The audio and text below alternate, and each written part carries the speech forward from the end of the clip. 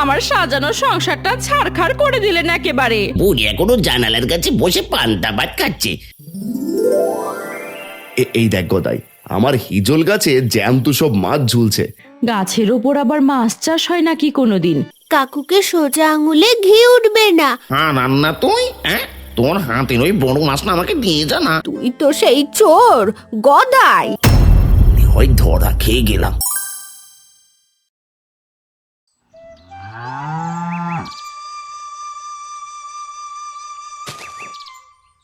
এই সরিষা নিয়ে যাচ্ছিস হারান বাবা? তোর সরিষার ফলন তো দেখছি এবার সবার চেয়ে ভালো হয়েছে, চারিদিকে একেবারে হলদে হয়ে আছে। হ্যাঁ কাকা, আপনাদের আশীর্বাদে আর নিজের পরিশ্রমে ফলন এবার ভালোই হয়েছে। এগুলো বাজারে নিয়ে যাচ্ছি বিক্রি করতে। ভালো হবে না কেন? তুই তো দিন রাত এক করে খাটিস, আশীর্বাদ করি তোর আরো উন্নতি হোক। কিন্তু তোর ছোট ভাইটার কোনো তো উন্নতি দেখলাম না। কার কথা বলছেন কাকা? গদাইয়ের কথা? সে আবার নতুন করে কি অঘটন ঘটিয়েছে? ওর তো কোনো ভালো কাজে চোখে পড়ে না, সারাদিন হাড়ু আর পাঁচুর সাথে আড্ডা দিয়ে বেড়ায় আর মানুষের ক্ষতি করে বেড়ায়। আপনি ঠিকই বলেছেন কাকা, বড় ভাই হিসেবে আমার অনেক দায়িত্ব ছিল, কিন্তু গদাই তো এখন আর ছোট নেই, ওর নিজেরও তো বুদ্ধি হওয়া উচিত। তুই বড় ভাই, তোর উচিত ওকে শাসন করা। এভাবে ছেড়ে দিলে ও তো নিজের সাথে সাথে তোর সম্মানও ডোবাবে। ঠিক আছে কাকা, আপনারা যখন বলছেন আমি ওকে বুঝিয়ে বলবো, দেখি ওর সুমতি ফেরে কিনা, নয়তো ওর কপালে অনেক দুঃখ আছে। হাই, হুররা, উঠ, উঠ, উঠ, উঠ, হুররা, যা যা যা যা।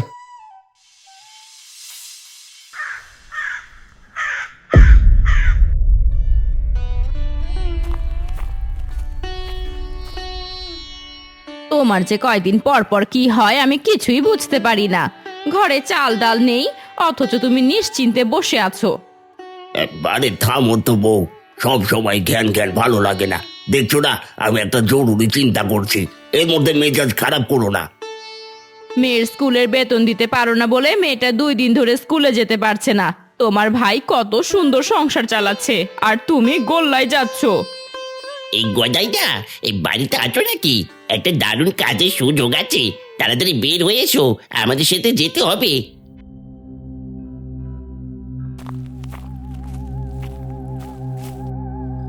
হ্যাঁ হ্যাঁ, আপনারাই তো আমার স্বামীটাকে ডেকে নিয়ে নষ্ট করছেন। আপনারা হলেন সব নষ্টের গোড়া। আমার সাজানো সংসারটা ছারখার করে দিলেন একেবারে। আমি তো আগেই বলেছিলাম যে গদাইয়ের বউ কথা শোনাবে, তুই শুধু শুধু আমাকে টেনে এখানে নিয়ে আসলি পচা। দুই একটা কথা শুনলে কোনো সমস্যা নেই হারুদা, আজ গদাইকে দিয়ে একটা বড় কাজ করাতে হবে। চলো গদাইদা, আর দেরি করো না। তোমরা দাঁড়াও হারুদা, আমি আসছি। আর শোনো লতা, আমি বড় কোনো কাজে যাচ্ছি, ফিরে এলে তোমার সব অভাব দূর করে দেব। যাও যাও, সংসারের প্রতি তো তোমার কোনো টান নেই। যেদিন আমরা মা মেয়ে না খেয়ে মরে পড়ে থাকবো সেদিন বুঝবে কত ধানে কত চাল। কি ব্যাপার হারুদা, আজ আমায় ডাকতে সরাসরি বাড়িতে চলে এলে কেন? মনে হচ্ছে বড় কোনো মতলব আছে তোমাদের মনে। তোর বউয়ের যা তেজ দেখলাম আজ, বাপ রে বাপ, আমাদের যেভাবে কথা শোনালো তাতে ওখানে আর এক মুহূর্ত টেকা যাচ্ছিল না। ওই সব কথা বাদ দাও তো হারুদা, লতা ওই রকমই। এখন কাজের কথা বলো, কেন আমাকে আর জরুরি তলব করা হয়েছে? শোনো গজাইদা, পশ্চিমের পান্তা বুড়ির কমলা গাছে এবার প্রচুর কমলা ধরেছে। বাজারে এখন কমলার অনেক দাম, একটা ব্যবস্থা করতে হবে। বুড়ির গাছের কমলা চুরি করবি? পুরো মানুষ সারাদিন কষ্ট করে গাছগুলো বড় করেছে, ওর ক্ষতি করা কি ঠিক হবে আমাদের? ওরে বাবা, তোকেও কি হারান্দার রোগে ধরলো নাকি রে? অন্যের ভালো চিন্তা করছিস কেন? লাভের ভাগ না চাইলে তুই বাড়ি চলে যা। না না, তোমরা ছাড়া কি আমি থাকতে পারবো নাকি? তোমাদের সাথে আমার নাড়ির টান। চলো আজ রাতেই বুড়ির বাগানে হানা দেব।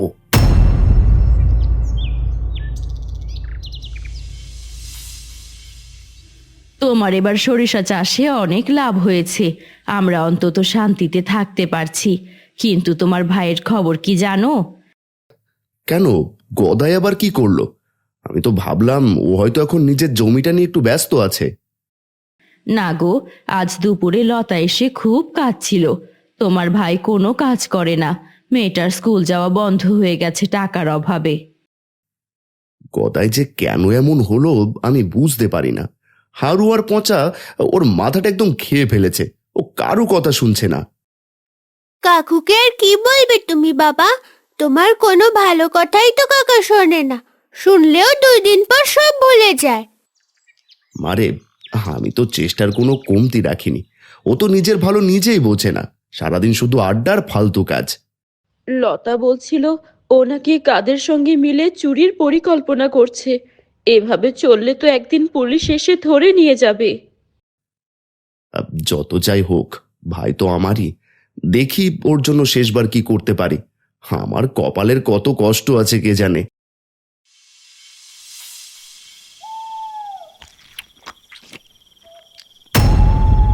ওই দেখো, এই বুড়ি এখনো জানালার কাছে বসে পান্তা ভাত খাচ্ছে।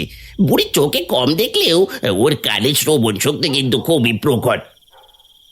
এই এক কাজ কর গদাই, তুই গিয়ে বুড়ির সাথে আড্ডা দে, হ্যাঁ, আর তাকে ব্যস্ত রাখ। আমরা এই ফাঁকে গাছগুলো থেকে কমলাগুলো পেরে ফেলি। ঠিক আছে, আমি যাচ্ছি বুড়ির কাছে। আমি তাকে গুপ্তধনের গল্প শুনিয়ে ভুলিয়ে রাখছি। বুড়িমা, বাড়িতে আছো নাকি? আমি গদাই, আসলাম তোমার সাথে একটু জরুরি কথা বলতে। আমি তো বাড়িতেই আছি বাপ। হারানের ভাই গদাই না তুই? এত রাতে কি মনে করে আমার এখানে আসলি? বুড়িমা, আমি একটা গোপন খবর পেয়েছি। তোমার এই ভিটায় অনেক গুপ্তধন লুকানো আছে, সেটা বলতেই এত রাতে আসা। কি বলছিস বাবা? আমার এই গরিবের ঘরে গুপ্তধন আসবে কোথা থেকে? তুই কি সত্যি বলছিস নাকি ঠাট্টা করছিস? আরে না না, একদম সত্যি বলছি। তোমাকে সব বুঝিয়ে বলছি কিভাবে সেটা পাওয়া যাবে। ওই দেখো হারুদা, গদাইদা তো গল্প শুরু করে দিয়েছে। তুমি কি কমলাগুলো রাখার জন্য বালতিগুলো এনেছিলে? এই হারু কোনোদিন কাঁচা কাজ করে না। ওই ঝোপের আড়ালে 3টে বালতি রাখা আছে, তুই ওগুলো নিয়ে আয় ঝটপট। তাহলে আর দেরি কেন? আমরা দুজনেই গাছে উঠে পড়ি। আমি ডাল ধরে নাড়া দিচ্ছি আর তুমি টপাটপ কমলাগুলো ঝুড়িতে ভরবে। এই বলে পচা বালতিগুলো গাছের নিচে রেখে দুজনে কমলা গাছে উঠে পড়ে আর একটা একটা করে কমলাগুলো নিচে ফেলতে লাগে। গাছের ডাল ভঙ্গুর থাকায় পচা ডাল ভেঙে ধপাস করে নিচে পড়ে যায়। ও মাগো, আমি তো মরে গেলাম রে। ডালটা ভেঙে আমি মাটিতে পড়ে গেছি। বাবারি বাবারি, আমার কোমরটা মনে হয় একদম ভেঙে গেছে। আরে আসতে বল, বুড়ি শুনতে পেলে আমাদের আর আস্ত রাখবে না। তাড়াতাড়ি ওঠার চেষ্টা কর, আমাদের এখান থেকে পালাতে হবে। আমার আর গাছে থাকা হলো না রে। এই বাইরে কিসের শব্দ হলো? কে আমার গাছের কমলা চুরি করছে? গদাই, তোর মতলব তো ভালো মনে হচ্ছে না রে।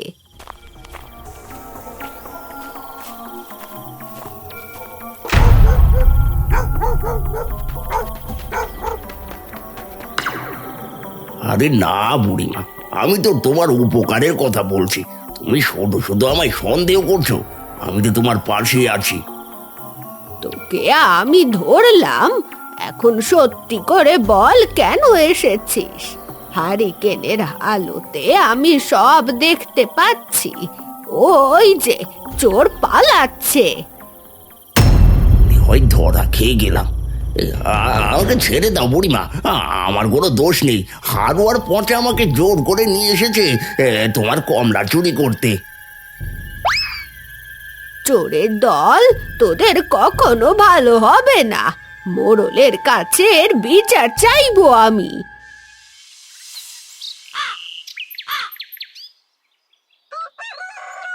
হারান, তোকে গ্রামের সবাই অনেক শ্রদ্ধা করে, কিন্তু তোর ভাই গদাই যা শুরু করেছে তাতে তো ওকে আর গ্রামে রাখা যাবে না। মোড়ল মশাই, আপনি তো আমাকে চেনেন। আমি ওকে অনেক বুঝিয়েছি, কিন্তু ও অসৎ সঙ্গ ছাড়তে পারছে না। আমি কি করব বলুন তো? গদাই কাল রাতে পান্তা বুড়ির কমলা চুরি করতে গিয়েছিল। আমি গদাইয়ের বাড়িতে গিয়েছিলাম, কিন্তু ও বাড়িতে নেই, পালিয়েছে মনে হয়। ওর হয়ে আমি আপনার কাছে ক্ষমা চাইছি। আপনি একবারের মতো ওকে মাফ করে দিন। আমি এবার ওকে কড়া শাসনে রাখবো। তোকে খাতির করি বলেই আজ ছেড়ে দিচ্ছি, কিন্তু এরপর যদি কোনো অভিযোগ শুনি তবে ওকে কিন্তু গ্রাম ছাড়া করবো আমি। ধন্যবাদ মোড়ল মশাই, আমি আজই ওর সাথে কথা বলে একটা চূড়ান্ত ফয়সলা করব। এভাবে আর চলতে দেওয়া যায় না। গদাই, আরে গদাই, বাড়িতে আছিস?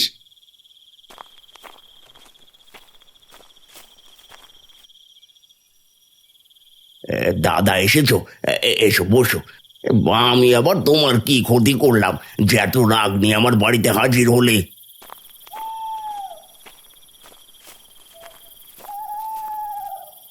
এই, তুই বুড়ির বাড়িতে চুরি করতে গিয়েছিলি কেন? নিজের জমিটা পড়ে আছে, সেখানে কাজ করতে পারিস না? মানুষের ক্ষতি করতে লজ্জা লাগে না তোর? দাদা, ওকে বুঝিয়ে লাভ নেই। আজ সন্ধ্যায় কোথা থেকে জানি একটা পিতলের কলস চুরি করে এনে ঘরে রেখেছে। আমার তো ভয়ে বুক কাঁপছে। লতার কথা বলা শেষ হতে না হতেই মহাজন আর পচা আর লাঠিয়াল এসে হাজির। গদাইকে জোরে জোরে ডাকতে শুরু করে। এই গদাই, তোর এত বড় সাহস যে তুই নাকি আমার ঘর থেকে পিতলের কলস চুরি করেছিস? পচাকে দু এক গাদ দিতে ও সব বলে দিয়েছে।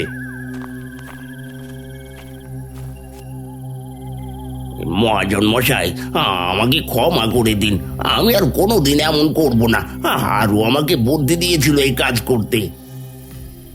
আজকের পর যেন তোকে এই গ্রামে আর না দেখে। লাঠিয়ালরা ওর ঘরের দরজা ভেঙে দাও আর কলসটা উদ্ধার করো।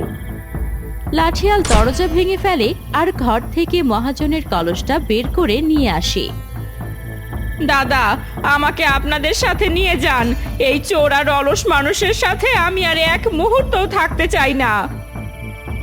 চলো ছোট বউ, আমি থাকতে তোমাদের কোনো ভয় নেই। গদাই, তুই একা থাক আর নিজের পাপের ফল ভোগ কর। আমরা চললাম।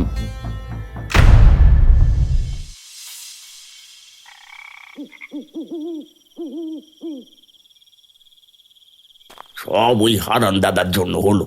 দাদা যদি আজ না আসতো তবে লতা আমাকে ছেড়ে যেত না। দাদাকে একবার দেখে নিতে হবে।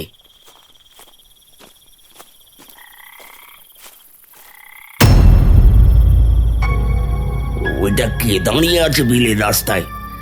এই, রাতে আমার সাথে মচকরা করিস না, আমার এমনিতে মাথা খারাপ হয়ে আছে। ও, কথা বলবি না? দেখ তাহলে।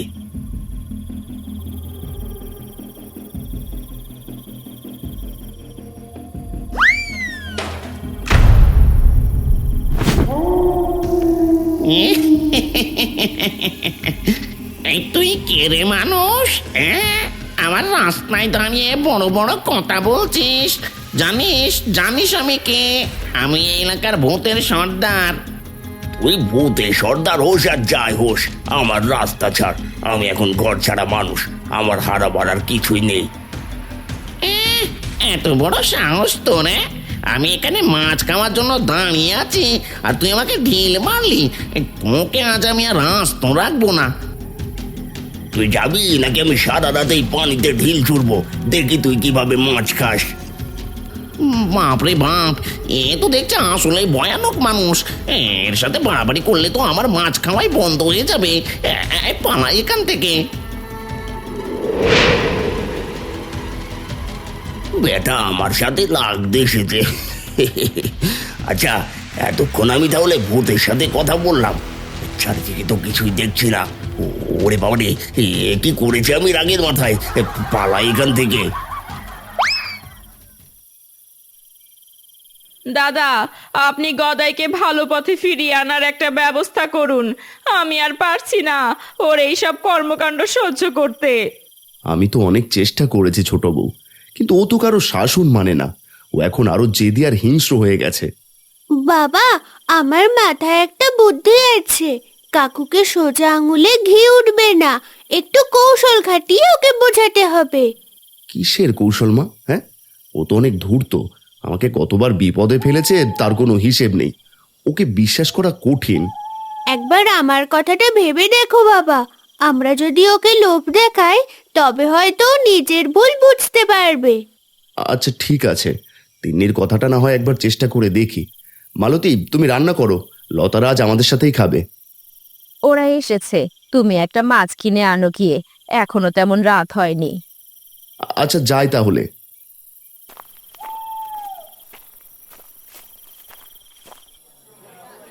মাছওয়ালা ভাই, এই বড় কাতলা মাছটার দাম কত গো? আজ আমার বাড়িতে মেহমান এসেছে, একটা বড় মাছ নিতে হবে। আরে হারান ভাই, যে মাছটা তো তাজা, আপনার জন্য দাম কমই রাখবো। কিন্তু আপনার ভাই গদাইয়ের কথা কি শুনেছেন? কি হয়েছে আবার? ও কি আপনার এখানেও কোনো ঝামেলা করেছে? ওর হয়ে আমি মাপ চেয়ে নিচ্ছি ভাই। ও কাল আমার ঝুড়ি থেকে মাছ নিয়ে দৌড় দিয়েছিল। ও যদি শোধরায় তবে এই গ্রামের সবার মঙ্গল হবে। আমি কথা দিচ্ছি ভাই, ও আর কোনোদিন এমন করবে না। আমি এই মাছটা নিচ্ছি, আপনি দামটা রেখে দিন। হারান মাছটাকে ঝুলিয়ে নিয়ে বিলের পথ দিয়ে হাঁটছে। হঠাৎ সামনে সেই ভূতটা হাজির হয়। হ্যাঁ রান্না তুই, হ্যাঁ তোর হাতের ওই বড় মাছটা আমাকে দিয়ে যা না, আমার অনেকক্ষণ ধরে মাছ খেতে খুব ইচ্ছা করছে নে। ওরে বাবা, তুমি তো ভূত! মাছটা তুমি দিতে পারবো না, বাড়িতে আমার ছোট ভাইয়ের পরিবার অপেক্ষা করছে। তোর ওই বদমেজাজি ভাই গদাইয়ের কথা বলছিস?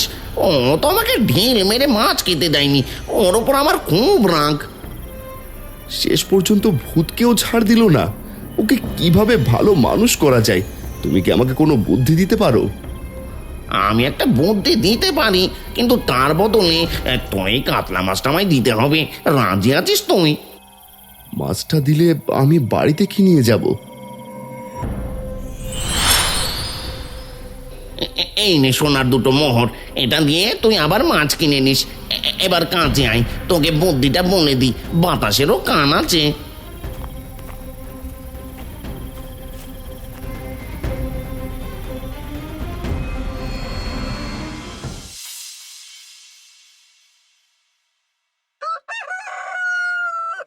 দাদা, আমি আর লাবণীর বাবার সাথে সংসার করব না।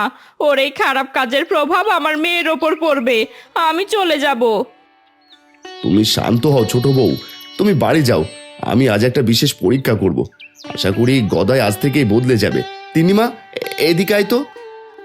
তিন্নি রে, তোরা একটু আমার বাবাকে সুপথে ফেরাস, তোদের উপর আমাদের ভরসা আছে।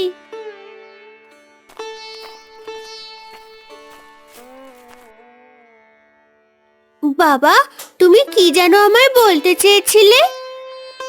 হারান তখন কাল রাতের ঘটে যাওয়া সব ঘটনা তিন্নিকে বলে, আর পরিকল্পনার কথাও বলে। এ কি বলছো বাবা? যদি ভূতের কথা মতো কাজ করতে হয় তাহলে তো আমাদের অনেক টাকা দরকার। সেই ব্যবস্থাও ভূত করে দিয়েছে। এই সোনার মুহূর্তটাই হবে ওর টুঁ। আমরা আজ থেকে গাছের উপর মাছ চাষ করব। তুমি কি সত্যিই পাগল হলে নাকি? গাছের ওপর আবার মাছ চাষ হয় নাকি কোনোদিন?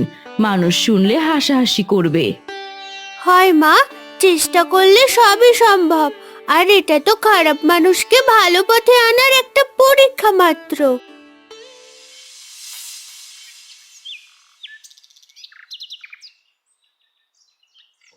কিরে তিন্নি, কোনো ভালো খবর আছে নাকি? আয় বস। কাকি, বাবা বলেছে আজ রাতে কাকুকে আমাদের বাড়িতে নেমন্তন্ন করতে। তোমরা সবাই আসবে, কিন্তু দেরি করো না। আমি আর লাবণী যেতে পারবো না রে, মেয়েটার কাল থেকে পেট ব্যথা, ওকে বলবো নি যেতে। তাই এসেছিস যখন, বসে দুটো খেয়ে যা। না কাকি, এখন যাই, আরেকদিন এসে খেয়ে যাব না হয়, বাড়িতে কাজ আছে।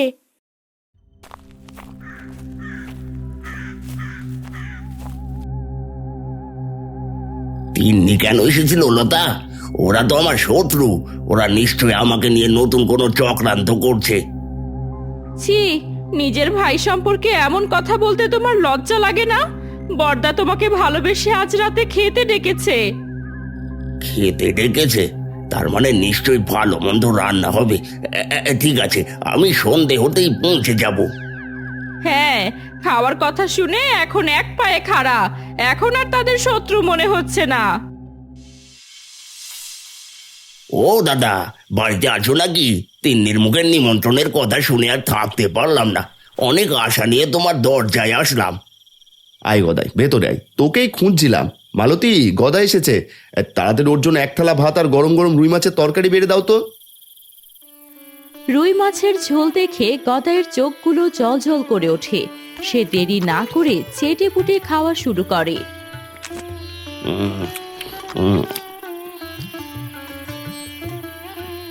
বাবা বাবা, কতদিন পর দাদা এমন তৃপ্তি করে খেলাম। একটা মাছটা তো দারুণ ছিল। এমন তাজা মাছ এই বাজারে পাওয়া তো বেশ কঠিন। তৃপ্তি করে খেয়েছিস শুনে ভালো লাগলো। আচ্ছা গদাই, তুই যখন আমাদের বাড়িতে ঢুকলি তখন উঠোনে সেই হিজল গাছটাতে বিশেষ কিছু খেয়াল করেছিস? না দাদা, আমি তো খাওয়ার চিন্তায় ছিলাম। অন্ধকারে তেমন কিছু চোখে পড়েনি। কেন দাদা, এই গাছে আবার কি বিশেষ আছে জামাই দেখতে বলছো? আয় আয়, বাইরে আয়।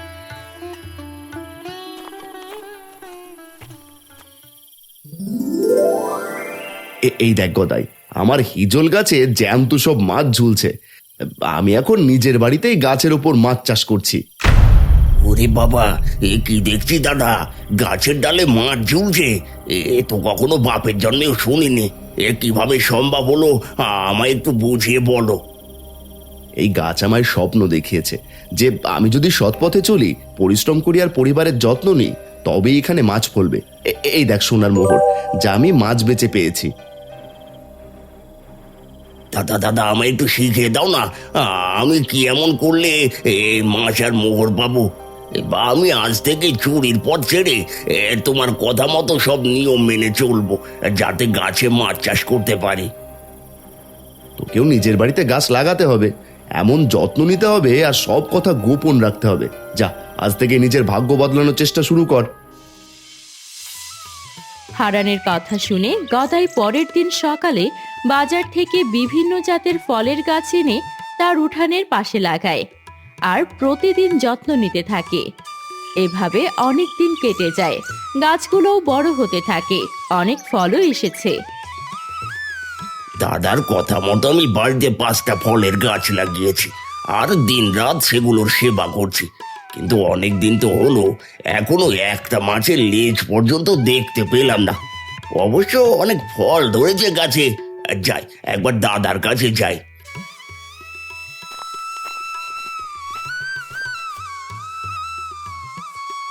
আরে গদাই যে, অনেকদিন পর দেখলাম তোকে, কি খবর? দাদা, তোমার গাছে মাছ ফলে আর আমার গাছে শুধুই ফল গজায়। আমি তো তোমার মতো সব নিয়ম মেনেই চলছি, তবে এমন হচ্ছে কেন? তুই কি সত্যিই সব কাজ ঠিক মতো করছিস গদাই? মনে করে দেখ তো, কোনো ফাঁকি দিচ্ছিস কিনা। এই কাজে সামান্য অবহেলা করলেও কিন্তু ফল পাওয়া যাবে না। আমি তো সকাল বিকাল গাছে জল দিই, আগাছা পরিষ্কার করি, এমনকি লতার মেয়ের সাথে এখন আর ঝগড়া করি না। তবে মাছ আসছে না কেন? তুই কি তোর সেই ফেলে রাখা জমিটাতে চাষবাস শুরু করেছিস? হাত পা গুটিয়ে শুধু গাছের দিকে তাকিয়ে থাকলে কি আর প্রকৃতি দেবী খুশি হবেন? সত্যি বলতে দাদা, আমি এখনো জমিতে লাঙল দিইনি। ভাবলাম গাছের মাছ দিয়েই তো সংসার চলে যাবে, খামোকা মাঠে রোদে পুড়ে লাভ কি? অবশ্য গাছের ফলগুলো বিক্রি করে ভালোই টাকা পাই। এদিকটা তো ভালোই করেছিস, কিন্তু একটা তো ভুল করেছিস গদাই। যা, আগে মাঠে গিয়ে ঘাম ঝরা, নিজের অন্ন নিজে জোগাড় করার চেষ্টা কর, তবেই দেখবি তোর লাগানো গাছে মাছের দেখা মিলবে। ঠিক আছে দাদা, আমি কাল থেকেই লাঙল নিয়ে মাঠে নামবো। সোনার মোহরের আশায় আমি এবার হাড় ভাঙা খাটুনি খাটতেও রাজি আছি, তুমি দেখে নিও।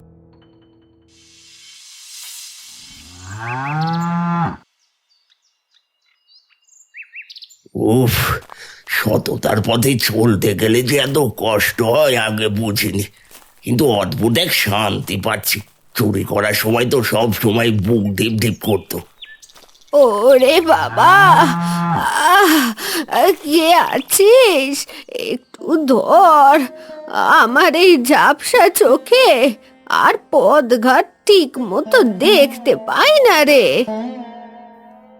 বুড়িমা, সাবধানে সাবধানে, আমি ধরছি তোমাকে। পড়ে গেলে এই বয়সে বড় চোট পাবে। চলো, এই গাছের ছায়া একটু জিরিয়ে নাও।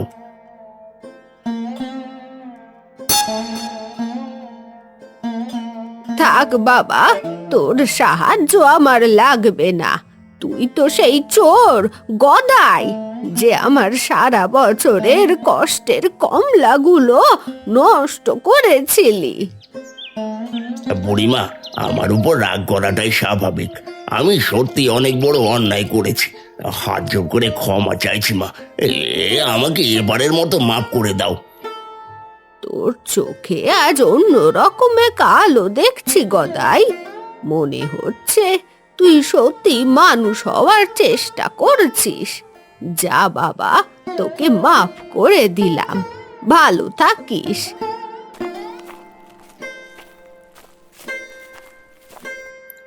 সৎ হতে গেলে কত লাঞ্ছনা সইতে হয় রে দাদা, কিন্তু এই চোখের জলের মধ্যেও যে এত আনন্দ আছে তা আমি আজ বুঝতে পারছি।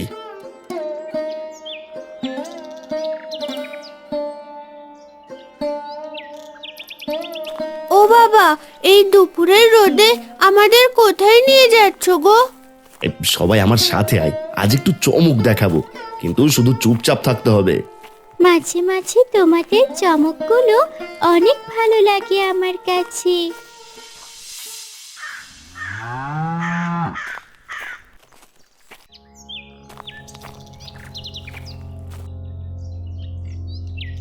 বাপু, এই অনেকক্ষণ ধরে তোমায় দেখছি এই পুকুর নদে জমিতে খাটছো। আমি খুব তৃষ্ণার্ত, আমাকে একটু জল খাইয়ে প্রাণটা বাঁচাতে পারো? বাবা, লোকালয় এখান থেকে অনেক দূরে, এখানে পান করার মতো জল পাওয়া খুব কঠিন। কিন্তু আপনি একটু বসুন, আমি দৌড়ে গিয়ে আপনার জন্য জল নিয়ে আসছি। এমনিতেই পরিশ্রম করে তুই ক্লান্ত, তুই কি পারবি আনতে? আপনি এখানে ছায়ায় বসুন, এটা তো পুণ্যের কাজ, পারতে যে আমাকে হবেই। এই বলে গদাই লোকালয়ে চলে যায় জল আনতে। এদিকে সাধু গাছের ছায়ায় বসে অপেক্ষা করতে থাকে। অন্যদিকে দেখা যায় হারানরা সকলেই সরিষা ক্ষেতের মাছ থেকে এসব কিছু লুকিয়ে দেখছিল।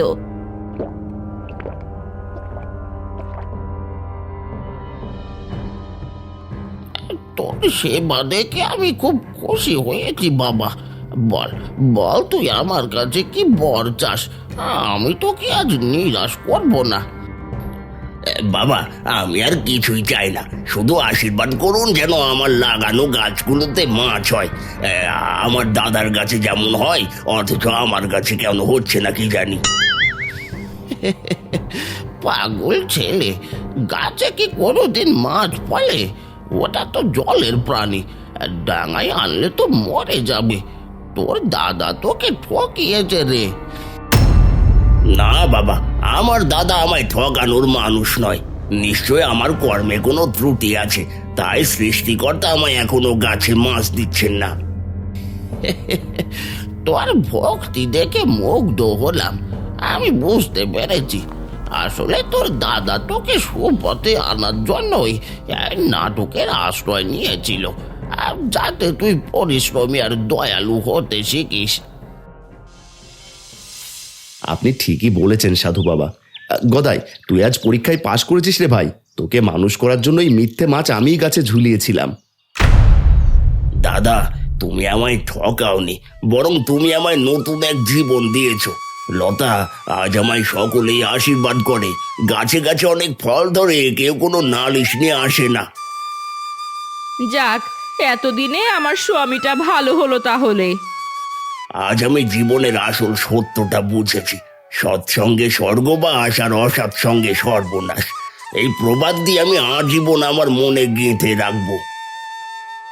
এই প্রবাদটা এতদিনে তোমার মাথায় ঢুকলো তাহলে?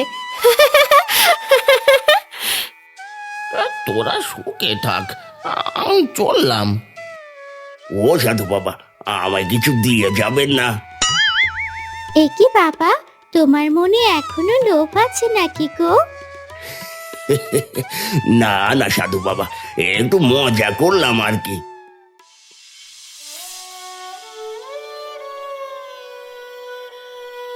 হারুদা, এই গদাইটা তো ভালো হয়ে গেছে, আমাদের উপায় কি এখন? এই যে রাতের অন্ধকারে পালিয়ে অন্য গায়ে চলে যেতে হচ্ছে। যাক, তাহলে অন্য গায়ে কি তবে কি আমরা ভালো হয়ে যাবো, তাই না গো হারুদা? পচারে কয়লা ধুলে ময়লা যায় কি? মনে হয় না, পা চালা।